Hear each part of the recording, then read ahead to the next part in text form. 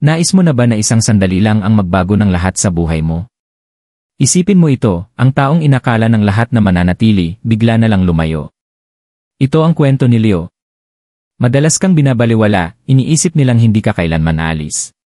Pero ngayon, may hindi inaasahang mangyayari. Sa oras na piliin ni Leo ang sarili niya, lahat nagbabago. Dumarating ang swerte, pag-ibig, at tunay na respeto.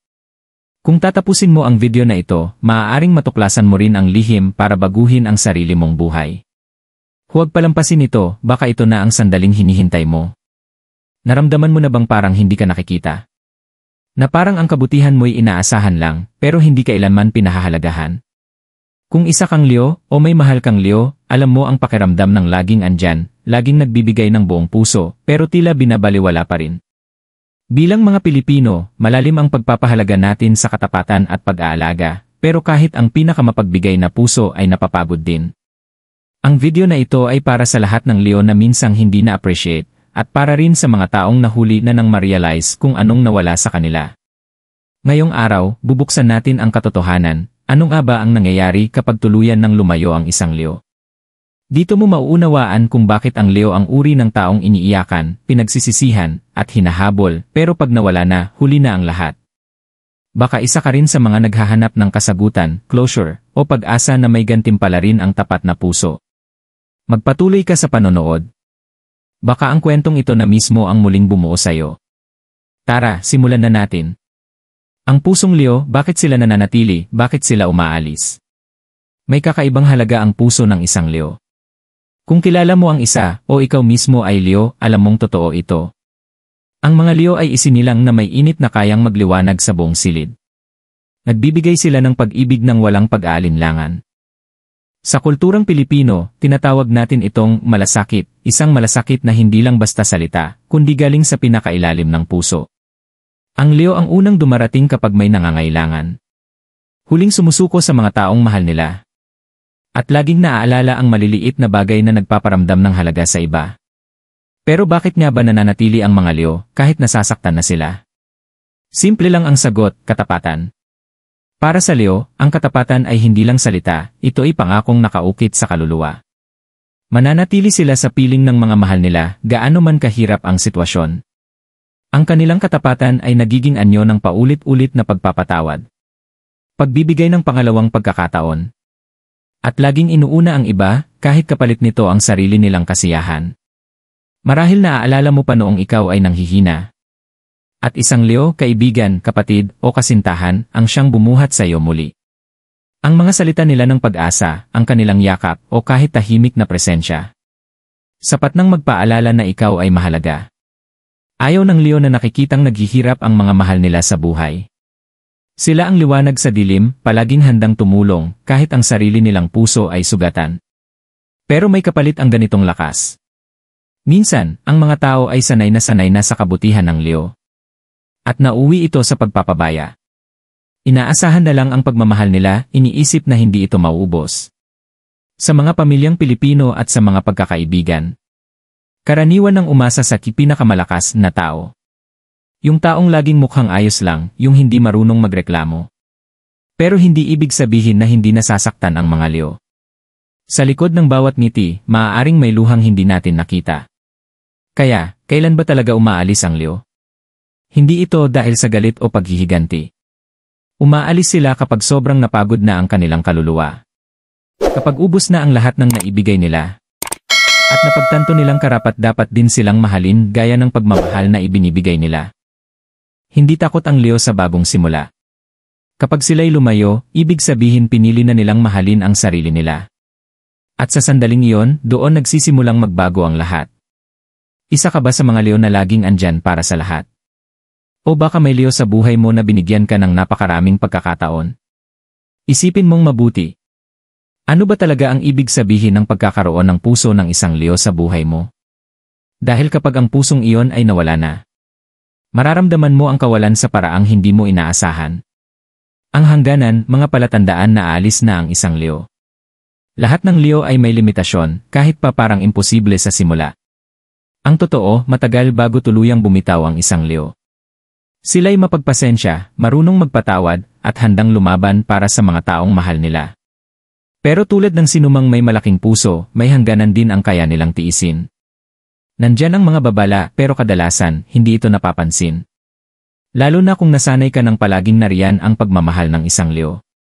Sa simula, maliit lang ang mga pagbabagong mapapansin. Baka maging mas tahimik na ang leyo sa buhay mo. Hindi na sila kasing madalas mag-check sa'yo o mas maikli na ang mga mensahe nila. Minsan, nawawala na rin ang dati nilang sigla. Sa mga pamilyang Pilipino at pagkakaibigan, madalas na hindi agad halata ang ganitong pagbabago. Sanay tayong makita ang mga leyo na masayahin at maingay. Kaya kapag sila'y unti-unting lumalayo, parang biglang nagtago ang araw sa likod ng ulap. Isa pang senyales kapag huminto na sila sa pakikipagtalo. Para sa mga leyo, ang pagtatalo ay senyales ng pagmamalasakit. Gusto nilang ayusin ang relasyon, ipaglaban ito. Pero kapag malamig na ang mga usapan, o kung palagi na lang silang sumasang-ayon para lang makaiwas sa gulo, ibig sabihin nito na uubos na sila. Sa kulturang Pilipino, ang tawag natin dito ay napagod na. Isang lalim ng pagod na hindi lang pisikal, kundi emosyonal. Dito na rin nagsisimulang maglagay ng hangganan ang mga leyo. Magsasabi na sila ng hindi sa mga bagay na dati ay palagi nilang sinasabing Isa itong malaking pagbabago, lalo na sa mga leyo na likas na inuuna ang ibang tao. Magsisimula na silang piliin ang sarili nila.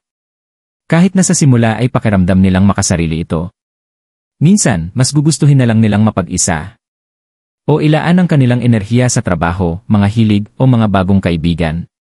Minsan din, hindi na sila agad sumasagot sa mensahe. O hindi na dumadalo sa mga pagtitipon gaya ng dati. Pero ang pinakamalaking senyales, kapag tumigil na sa pag-asa ang isang leyo. Ang mga leyo ay likas na nangangarap. Naniniwala sila sa pangalawang pagkakataon, sa happy ending. Pero kapag paulit-ulit silang hindi pinapansin, nasasaktan o napapako ang mga pangako, unti-unting nauubos ang paniniwala nila. Sa kontekstong Pilipino, ito ay parang inawala na ang gana. Kapag nawala na ang pag-asa ng isang leyo na may magbabago pa, tahimik na silang nagpaplanong umalis. Nakakalungkot, pero madalas napapansin lang ang mga palatandaang ito kapag huli na. Umalis na ang leyo, hindi man pisikal, pero emosyonal, wala na sila. Mapapansin mong pilit na lang ang tawa. Ang ngiti ay hindi na umaabot sa mga mata. Isang tahimik na pamamaalam, pero ito na ang simula ng bagong yugto sa buhay ng leyo. At isang babala sa mga taong hindi kailanman inakalang iwan sila. Nakikita mo ba ang mga palatandaang ito sa isang taong kakilala mo? O marahil, nararamdaman mo na ito sa sarili mo. Ang hangganan para sa isang leyo ay hindi lang isang pangyayari, kundi isang mabagal at masakit na pag-ipon ng sakit at pagkadismaya. Pero kapag nalampasan ang linyang iyon, lahat magbabago magpakailanman. Ang pagkatapos, ano ang nangyayari kapag wala na ang leyo? May kasabihan na doon mo lang tunay na mapapahalagahan ang isang tao kapag wala na siya sa tabi mo. At lalong totoo ito kapag ang isang leyo ang nawala sa buhay mo. Sa una, maaaring parang walang gaanong nagbago. Sasabihin pa ng iba, kailangan lang nila ng konting space, o babalik din yan, gaya ng dati. Pero unti-unti, nagsisimula ng maramdaman ang totoo. Yung init, yung atensyon, yung malasakit na hatid ng leyo, biglang nawala. At ang kawalan na yon, hindi mo na kayang baliwalain. Para sa mga taong nagsamantala o nagwalang bahala sa isang leyo, ang pagsisisi ay mabigat. Ang mga simpleng sandali, bigla na lang parang malamig. Ang mga usapang dati punong-puno ng tawanan, ngayon ay tila walang kulay. Tahimik ang mga salusalo. Wala na ang sigla. Mapapansin mo ang mga maliliit na bagay. Kung paano naaalala ng leyo ang paborito mong pagkain. Kung paanong sinisigurado nilang walang naiibang tao. At kung paanong hindi nila kailanman nakakalimutan ang kaarawan o pangakong binitiwan. Sa kulturang Pilipino, kung saan napakahalaga ng koneksyon at sama-samang damdamin, ang pagkawala ng leyo ay parang nawala ang puso ng grupo. May ilan na susubukang bumawi. Magte-text, tatawag, aasa na maibabalik pa ang dati. May mga magsusori, magpapaliwanag. Susubukang buuin muli ang nasirang tiwala. Pero kadalasan, huli na ang lahat. Isinara na ng leyo ang kabanatang iyon sa kanilang puso. Mahirap tanggapin. Pero ito ang katotohanan. Isa itong aral na natutunan lang ng marami kapag tapos na ang lahat. Sa kulturang Pilipino, ang tawag dito ay panghihinayang. Isang sakit na galing sa mga pagkakataong hindi sineryoso. At sa pagka-realize na huli na ang lahat. Kapag wala na ang Leo, paulit-ulit na bumabalik sa isipan ng mga naiwan. Sana mas madalas akong nagpasalamat. Sana mas pinakinggan ko siya. Sana ipinakita ko rin ang pagmamahal na ibinigay niya sa akin. Ang mga salitang ito tumatama at minsan habang buhay dala-dala. Marami ang may mga ganitong kwento. Marahil narinig mo na rin o baka ikaw mismo ang may karanasan. Isang kaibigang hindi na na-appreciate. Hanggang sa tuluyan ng nawalay. Isang pamilyang na-realize matapos ang alitan. Na ang Leo pala ang siyang tahimik na bumubuo sa kanila. At sa mga relasyon. Madalas ay naaalala ng dating kapareha ang katapatan at init ng Leo matagal na matapos ang hiwalayan. Para sa Leo, hindi madali ang pag-alis. Pero kailangan ito para sa kanilang sariling paghilom. Gugugulin nila ang oras upang muling buuin ang sarili. Upang matuklasan kung sino sila nang walang bigat ng pagbubuhat sa iba. Pero para sa mga naiwan, ang kawalan ay parang butas na hindi mapupunan. Ang aral ay malinaw. Huwag kailanman baliwalain ang puso ng isang Leo. Dahil kapag wala na ito, saka mo lang mauunawaan kung gaano ito kabihira at kahalaga. Ngayon, itanong mo sa sarili mo, nawala na ba ang isang Leo sa buhay mo at ramdam mo ang kawalan? O ikaw ba ang Leo na dumating na sa hangganan? Ibahagi ang kwento mo sa comments. Iparamdam sa iba na hindi sila nag-iisa. Minsan, sa pakikinig sa kwento ng iba, unti-unting gumagaling ang pinakamasakit na pagsisisi. Ang muling pagbangon ng Leo, tagumpay at transformasyon pagkatapos ng pagbibitaw. Kung may isang bagay kang dapat tandaan tungkol sa Leo, ito ay ito. Hindi nagtatapos sa sakit ang kwento nila. Sa katunayan, doon palang nagsisimula ang tunay na pagbabago. Kapag pinili na nilang unahin ang sarili. Matagal na panahon ding ibinuhos ng Leo ang kanilang oras, lakas, at pagmamahal sa iba. Madalas nalilimutan ang sariling pangangailangan. Pero kapag tuluyan na silang lumayo, may mahika na biglang nangyayari. Muling bumabalik ang kanilang liwanag at mas maliwanag pa kaysa dati. Sa simula, maaaring mangapa sila. Sanay silang maging sentro ng bawat salusalo, pagkakaibigan o relasyon. Pero biglang tatahimik ang paligid, walang tawag, walang mensahe. Pero ang katahimikang ito ay hindi parusa, kundi espasyo. Espasyo para sa bagong biyaya na papasok. Maraming Leo ang muling natutuklasan ang mga pasyon na matagal nang naisantabi. Mga talento na natabunan ng responsibilidad. Nagsisimula silang mag-invest sa sarili. Matutong muli maglakbay. O lasapin ang mga simpleng sandali ng kapayapaan na dati napakabihira. Sa kulturang Pilipino, madalas nating sabihin, ang swerte, bumabalik kapag marunong kang magmahal sa sarili. At totoo ito lalo na para sa mga Leo. Kapag ang lahat ng pagmamahal na dati nilang ibinibigay sa iba ibinalik na nila sa sarili. Sumasagot ang universo. Dumarating ang mga oportunidad. Isang bagong trabaho. Makabuluhang kaibigan. O kaya na may hindi inaasahang biyaya. Bigla na lang mapapansin ng lahat. Nag-glow up siya. May kumpiyansa sa lakad. Kumikislap ang mga mata. At may presensya silang hindi maikakaila, puno ng respeto at paghanga. Ito na ang panahon ng muling pagbangon ng Leo. Hindi na sila pagod sa kakabigay na walang kapalit. Ang kanilang kreatibidad, lakas, at saya ay biglang humahatak ng mga bagong posibilidad. Minsan, pati ang mga dating kaibigan o minahal, biglang bumabalik.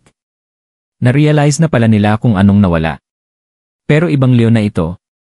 Ngayon, marunong na silang magtakda ng hangganan. Marunong na silang alagaan ang puso nila. At tanggapin lamang ang mga taong tunay na marunong magpahalaga. May kakaibang ganda sa panoorin kung paanong bumabangon ang isang Leo pagkatapos madapa. Ang kanilang kwento ay nagsisilbing inspirasyon. Lalo na sa mga Pilipinong sanay magsimulang muli at lumaban para sa mas magandang buhay. Ang pagbangon ng Leo ay hindi paghihiganti. Ito ay pagbabalik ng layunin. At pagtanggap sa kaligayahang dumadaloy ng kusa. Nagiging paalala sila na kahit ilang ulit ka mang masaktan sa buhay, kaya mong muling kumislap. Kaya kung isa kang Leo na kasalukuyang naghihilom, pagtiwalaan mo ang proseso. Ang paglalakbay mo ay patunay na ang pagbibitaw ay hindi wakas, kundi panibagong simula. Karapat-dapat kang tamasahin ang biyaya, kalayaan, at ang tunay mong sarili. At kung ikaw man ay nanonood mula sa labas, hayaan mong ang pagbangon ng Leo ang maging inspirasyon mo. Para hanapin ang lakas mo. Para patawarin ang sarili mo. At maniwalang ang swerte at pagmamahal ay palaging bumabalik. Sa mga matapang na sumubok magsimula muli. Para sa mga nawalan ng Leo, ano ang dapat gawin ngayon? Ang pagkawala ng isang Leo ay hindi lang tungkol sa pagkawala ng isang tao. Ito ay pagkagising sa katotohanang iniwan ka ng tunay na pagmamahal, suporta, at katapatan. Sa marami, huli na ang lahat bago pa nila mapagtanto ang halaga ng Leo. At ang panghihinayang ang malalim na pagsisisi ay mabigat dalhin. Pero kahit sa sakit na ito, may pag-asa pa rin para sa paglago at paghilom. Ang pinakamahalaga ngayon ay harap ang katotohanan ng may katapatan, kababaang loob, at bukas na puso para magbago. Una, tanggapin ang nangyari. Huwag takbuhan ang totoo. Huwag magdahilan. Sa kulturang Pilipino, malalim ang pagpapahalaga natin sa pagpapakumbaba. Ang lakas ng loob na aminin ang pagkakamali at kilalanin ang sariling pagkukulang. Kung isa ka sa mga nawalan ng Leo, maglaan ka ng tahimik na sandali upang magnilay. Tanungin mo ang sarili mo. Na-appreciate ko ba talaga ang mga ginawa nila? Naibalik ko ba ang pagmamahal at effort na binigay nila? Pinaasa ko ba sila dahil akala ko, hinding-hindi sila alis? Masakit sagutin ang mga tanong na ito. Pero tanging sa pagiging tapat sa sarili mo ka lang makakausad. Kung nais mong mag-sorry o bumawi, gawin mo ito ng bukal sa puso. Hindi sapat ang mga salita lang, ipakita ito sa gawa. Sa kulturang Pilipino, mas mabisa ang paghingi ng tawad kapag may kasamang taos pusong aksyon. Isang sulat mula sa puso, isang makabuluhang kilos, o simpleng pakikinig ng walang pagtatalo. Minsan, hindi na tungkol sa pagbabalikan, kundi sa pagpaparamdam sa kanila na ngayon mo na-realize ang tunay nilang halaga. Ang ganitong uri ng kababaang loob at pagpapatawad ay maaaring magdala ng closure. Kahit hindi na maibalik ang dating relasyon. Matuto sa karanasang ito. Huwag lang magsisi, magbago. Ayusin ang ugali, maging mas maalaga, at bigyang halaga ang mga taong nananatili sa buhay mo ngayon. Gamitin ang aral na ito bilang turning point. Pahalagahan ang presensya ng mga tao, at huwag isipin na ang pagmamahal ay palaging nariyan. Sa ating kultura, naniniwala tayo na mas mahalaga ang gawa kaysa salita. Ipakita mo na marunong kang magpasalamat habang may oras pa. At panghuli, patawarin mo rin ang sarili mo. Lahat tayo ay nagkakamali. Ang tunay na paglago ay nagsisimula sa pagtanggap ng pagkukulang. Mangakong magpapakatino at magpapabuti. Hindi lang para sa mga Leo na nawala, kundi para sa lahat ng taong karapat-dapat sa pinakamabuti mong bersyon. Kung ikaw ang naiwan, hindi pa tapos ang kwento mo. Gamitin mo ang sakit na ito bilang gasolina para bumuo ng mas magagandang relasyon. Para magbigay ng tunay na pagmamahal. At para huwag nang kailanman baliwalain ang sinuman. At kung sakaling magkaroon ka ng pagkakataong muling tanggapin ang isang Leo sa buhay mo, siguraduhin mong handa ka ng pahalagahan at ingatan ang puso nila sa pagkakataong ito. Ngayong narinig mo na ang buong kwento, huminga ka ng malalim. At itanong mo sa sarili mo, ano ang babaguhin mo simula ngayon? Kung may isang aral kang dapat tandaan, ito ay ito. Ang pagmamahal ng isang Leo ay isang bihirang biyaya. Ito ay liwanag na sumisikat kahit sa pinakamadilim na araw. Marunong magpatawad. At nagbibigay ng lakas sa mga taong mahal nila. Pero tandaan, hindi ito walang hanggan. Kung isa ka sa mga mapalad na may Leo sa buhay mo, huwag mo nang hintayin pang lumayo sila. Bago mo ma-realize ang tunay nilang halaga. At kung ikaw naman ay isang Leo na kakalakad palang palayo, malaman mo ito. Ang lakas ng loob mong piliin ang sarili mo, iyan ang iyong pinakamalakas na sandata. Ang desisyon mong alagaan ang sarili ay hindi pagiging makasarili, kundi isang matapang na hakbang patungo sa mas masaganang buhay. Ikaw ang patunay na ang pagbibitaw ay hindi katapusan, kundi simula ng mas dakilang kwento. Para sa lahat ng nanonood, ito ang paanyaya, pahalagahan mo ang mga taong palaging andyan para sa'yo. Huwag hayaang lamunin ng pride o pagiging abala ang pagkakataong magsabi ng salamat. Magbalik ng pagmamahal. At hawakan ang tunay na pag-ibig habang naririyan pa ito. Ibahagi ang kwento mo sa comments. Isa ka bang Leo na sa wakas ay lumayo na?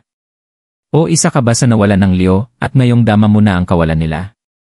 Ang kwento mo ay maaaring maging inspirasyon ng iba. Bago pa mahuli ang lahat. Kung ang video na ito ay tumama sa puso mo, please like, subscribe at i-share mo ito. Sama-sama tayong bumuo ng isang komunidad na marunong magpahalaga, magpasalamat at umalalay sa liwanag na hatid ng bawat Leo. At tandaan mo, maaaring isang matapang na desisyon lang ang pagitan ng pagkawasak at tagumpay mo. Kaya tara, sumabay ka sa paglalakbay. Mas matalino, mas matatag. Sama-sama tayong magpatuloy.